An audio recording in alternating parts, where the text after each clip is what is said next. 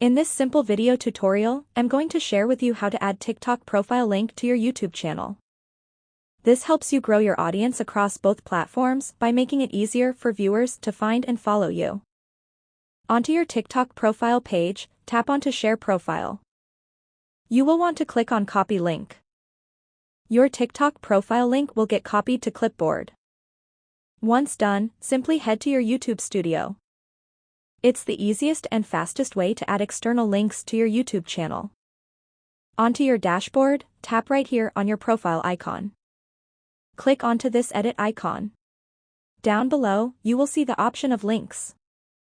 Head to it and tap on Add. Enter your link name. Now here I'll just have to put TikTok.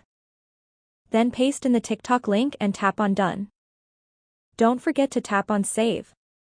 Your TikTok profile link will successfully get added to your YouTube channel. Well, that's how easy it is to add your TikTok profile link to your YouTube channel. If you have any questions, just let me know in the comments section down below. Please don't forget to leave a like, share and subscribe for more video tutorials like this one.